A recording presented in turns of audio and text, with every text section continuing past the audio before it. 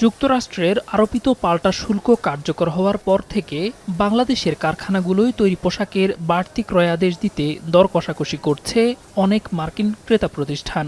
ভারত ও চীনে উচ্চ শুল্কের কারণে ক্রয়াদেশ সরিয়ে আনতে চায় এসব ক্রেতা।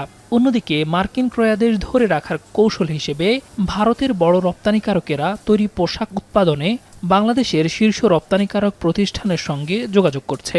বাংলাদেশে তৈরি পোশাক কারখানা স্থাপনে আগ্রহ দেখাচ্ছেন চীনা বিনিয়োগকারীরাও। বাংলাদেশি তৈরি পোশাক রপ্তানিতে একক বড় বাজার যুক্তরাষ্ট্র। রপ্তানিমুখী তৈরি পোশাক খাতের উদ্যোক্তারা বলছেন, মার্কিন ক্রেতাসহ আগের স্থগিত হওয়া ক্রয়াদেশও ফিরতে শুরু করেছে। এতে অগ্রাধিকার পাচ্ছে দীর্ঘদিন ধরে যারা মার্কিন ক্রেতাদের কাজ করছেন। যেই অর্ডারগুলি ওরা হোল্ড করে রাখছিল সেই অর্ডারগুলি কিন্তু তারা এখন আস্তে আস্তে প্লেস করছে। তো এটা নতুন কোনো ত্রয়োদশ তা না। কিন্তু ভারতের পণ্যে মোট 50% শুল্ক আরোপের হুঁশিয়ারি দিয়েছেন আমেরিকান প্রেসিডেন্ট ডোনাল্ড ট্রাম্প। বাণিজ্য সমঝোতা না হলে যা কার্যকর হবে 27 আগস্ট থেকে। বিপরীতে চীনা পণ্যে এখন শুল্ক 30%। ভারত ও চীনা পণ্যে ট্রাম্প প্রশাসনের এমন উচ্চ শুল্ক আরোপে বাংলাদেশে ক্রয়াদেশ বাড়বে কিনা এমন প্রশ্ন ছিল এই ব্যবসায়ী নেতার কাছে। ভারতে যে ওভারঅল যে এক্সপোর্ট বাস্কেট, সেখান থেকে গার্মেন্টস ছাড়া অন্য কিছু নেওয়ার মতো সক্ষমতা আমাদের নাই।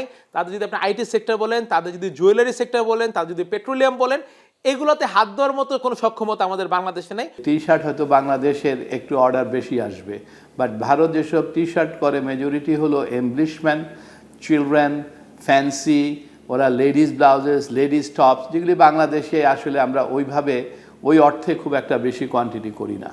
2024 সালের আগস্ট থেকে চলতি বছরের মার্চ পর্যন্ত 34টি চীনা বিনিয়োগকারীর কাছ থেকে বিনিয়োগের প্রস্তাব পেয়েছে ব্যবসা।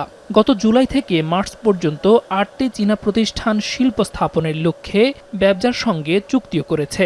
তাদের প্রস্তাবিত বিনিয়োগের পরিমাণ $15 কোটি।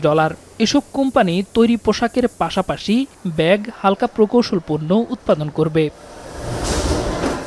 পণ্য রপ্তানিতে প্রতিযোগী দেশের তুলনায় বাংলাদেশের শুল্ক কম বলা হলেও বাংলাদেশ কতটা সুবিধাজনক অবস্থানে রয়েছে জানতে চেয়েছিলাম এ গবেষকের কাছে। চায়না কিন্তু এই ট্রাম্প ট্যারিফ আসার আগে থেকেই যে লো ভ্যালু গার্মেন্ট প্রোডাক্ট বা লোয়ার মিড ভ্যালু, এই সেগমেন্ট থেকে তারা এক্সিট করে যাচ্ছে। এই সেগমেন্টে তারা আর অপারেট করতে চায় না। যেখানে অল্প 1-2% প্রাইস ইনক্রিজ করলেও ব্যবসার ডিমান্ডে প্রবলেম হয়, তারা কিন্তু সরে আসবে। এবং সরে আসার ক্ষেত্রে যে দেশগুলোয় তারা যেতে পারে তার মধ্যে সর্বাগ্রে আছে বাংলাদেশ।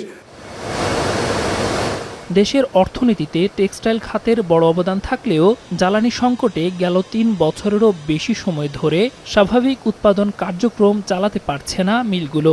নানা সংকটে 50% কারখানা বন্ধ হয়ে গেছে। বিকল্প ব্যবস্থায় বেড়েছে উৎপাদন ব্যয়।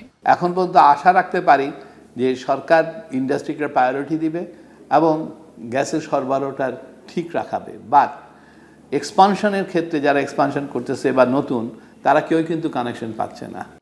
মার্কিন পাল্টা শুল্ক থেকে সর্বোচ্চ সুবিধা পেতে দেশি বিদেশি বিনিয়োগের ক্ষেত্রে আমলাতান্ত্রিক জটিলতা দূর করার পাশাপাশি শুল্ক কর যৌক্তিকরণ ও গ্যাস বিদ্যুতের মতো পরিষেবা নিশ্চিতকরণের দাবি সংশ্লিষ্টদের। দেলোয়ার দোলন, এখন, ঢাকা।